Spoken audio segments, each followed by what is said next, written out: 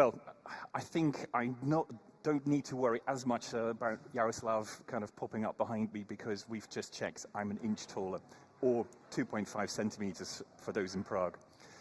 Good morning, everyone, and thank you very much for having me. I think I probably start with where Jaap left off this morning, that sort of personal development, and then take that from the personal development to where law firms need to develop next. The personal development bit is, I once started off as just a Dutch lawyer in the Netherlands. I moved to London to become a partner. I then started running kind of what is now a 500 lawyer group internationally to focus on telecoms and IT, and how that keeps on changing kind of regularly. What was IT is now cloud and quantum, and it's many different topics. It's very interesting, it's very challenging, because you have to both mix technology jargon with legal jargon. And because of that constantly being tested, how can we be relevant as lawyers in a technology-driven world? I also then got involved in what is our consulting arm, which we call Oxygy, where I'm my director. And in those steps, ultimately, it's taken me to this little stage, which I can assure you, it's quite scary, because I can't see anything in front of me. I just know there's a big, deep gap in front. So here I am today. I am a lawyer, I'm a partner, I try to inspire people about technology, and I help run a consulting business as well. And what do I want to talk to you about today? Because one of the challenges that I am increasingly seeing in our business is our clients trying to run a global operation, trying to deploy global products, and invariably, in trying to make money, finding that there are local challenges, local regulation, local employment law. And that creates a challenge to us as a global law firm in trying to keep up, because I still have to ensure continuity. I have to make sure that the quality is the same across the network. I have to be consistent, and obviously there's a cost element as well. I constantly have to innovate. And what we're finding, that in trying to break down how do we keep up with our clients and the challenges that they face in the world, and the challenges that they have as a legal department, how can I avoid getting in the way?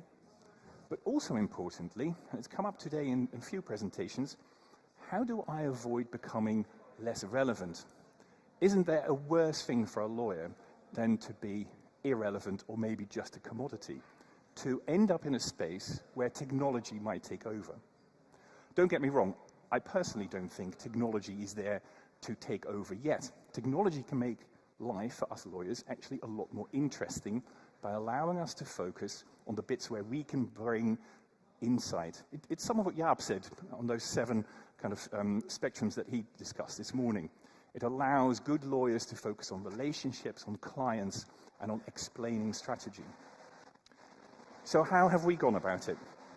Well, what I'm going to tell you is not because what we're doing is the answer, or what we're doing is the only answer. I think today you're hearing from lots of people how technology, mindset, how approach can help you when working closely with clients in actually being relevant as a legal community. I want to focus on this legal design process, legal project management, which brings a whole lot of things together, but it allows me, when I look at my 500 lawyers globally, to ensure consistency, and importantly, and increasingly, to have a different conversation with our clients. A conversation with our clients about why they want our advice, not what is the answer to the question in front of me. So we're going to escape that ivory tower where law is just about being really clever, good lawyers. Out of that ivory tower, and actually much more stepping into the client world. Why do I need law? And we heard earlier from my DLA colleague how compliance and business kind of growth are 2 tensions. I'll come to talk about that a bit as well when we talk about disruption and the disruptive forces that our clients are vulnerable to. In these 20 minutes, I'm going to touch on 3 topics. I'm going to talk about the bigger picture, I'm going to talk about legal process, and I'm going to talk about the unsung heroes, the people who actually make the business of law work better. Not just about hiring better lawyers, but about building a team that can make the delivery of law easier, better, and relevant to our clients. One of the things that I'm always very proud about, if the clicker works, is this. Historically, as a firm, we have been very immersed in life sciences. And some of these dots that you see here are what we used to do. We're still doing. We're really proud to be top ranked for patent litigation or to work in M&A in this field.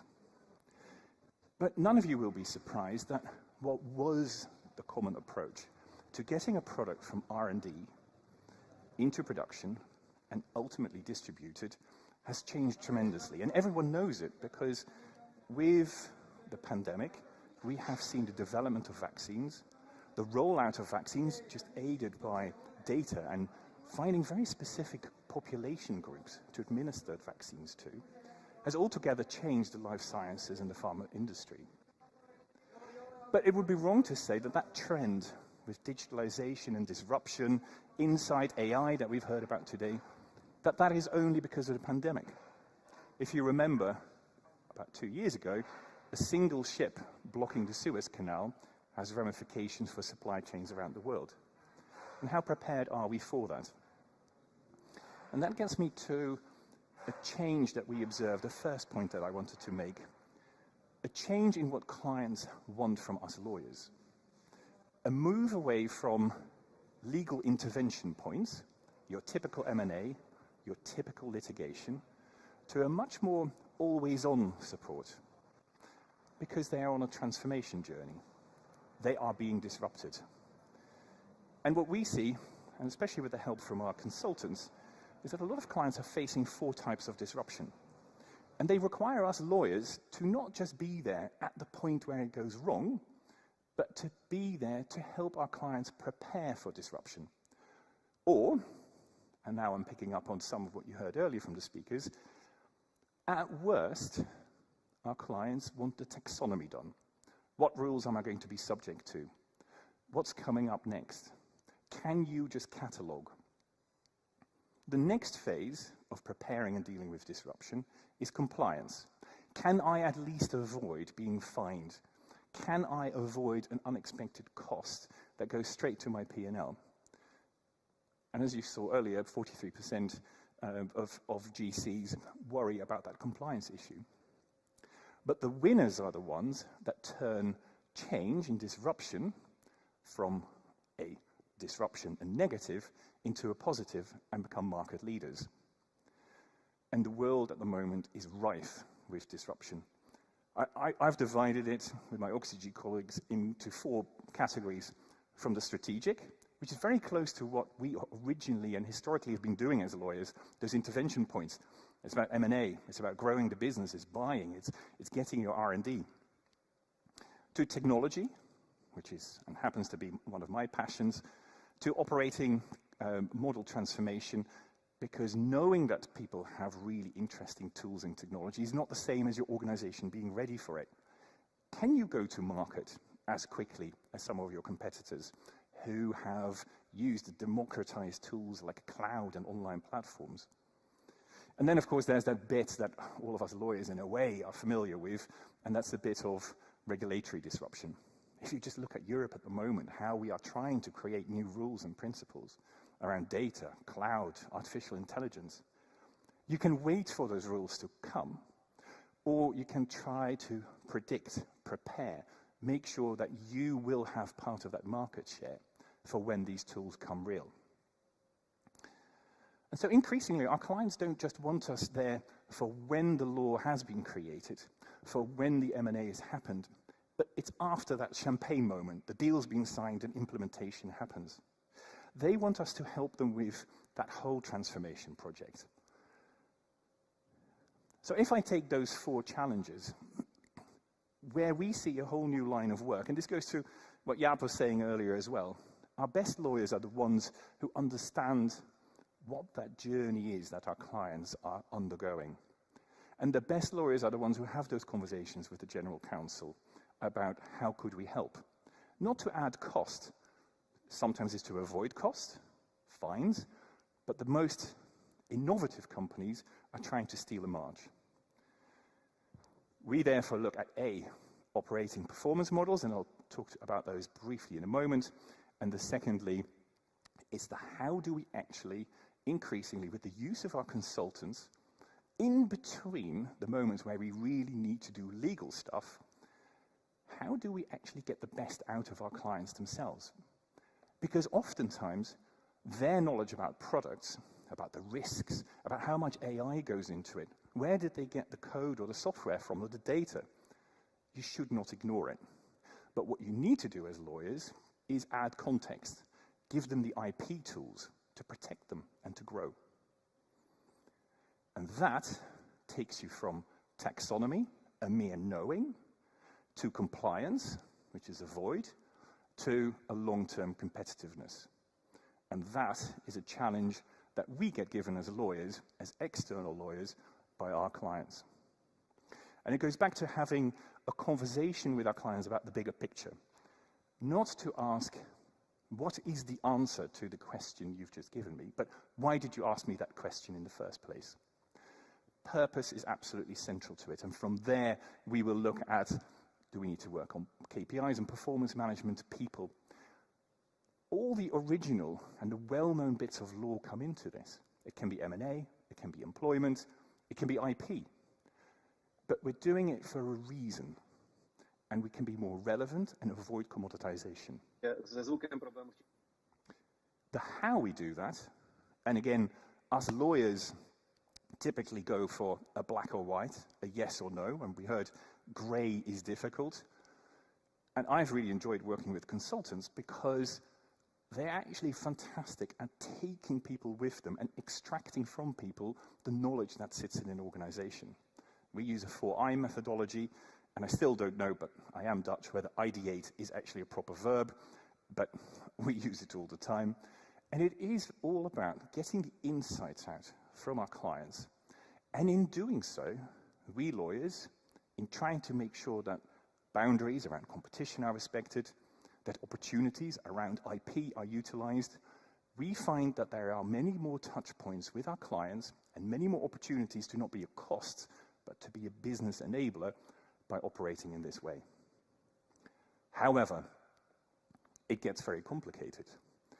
And what we found is that by just looking at the job in front of you, you can get lost.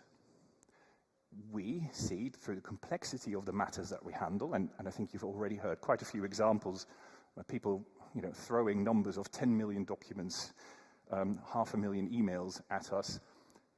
You need better control of the matter in front of you, but because of that bigger picture, you also need to have a greater appreciation of what are you trying to achieve, and how is your bit of support helping your client getting that journey.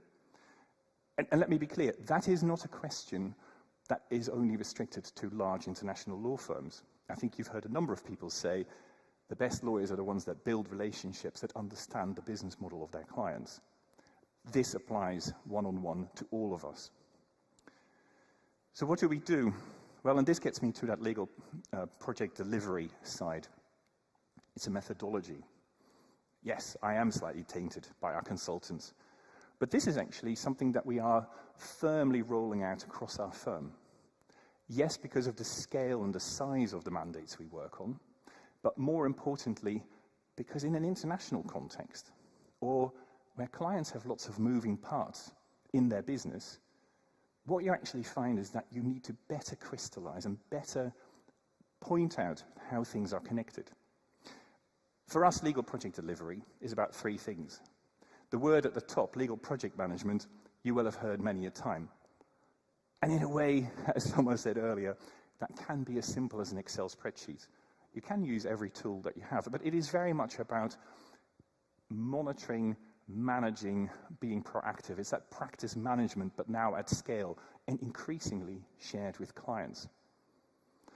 Where I find it gets really interesting, and this is where there's also fantastic opportunities for collaboration with clients, is the second one, the process optimization. It's not being content with what we have always done. It's what one of the colleagues said earlier about the little green desk light, as opposed to the LED.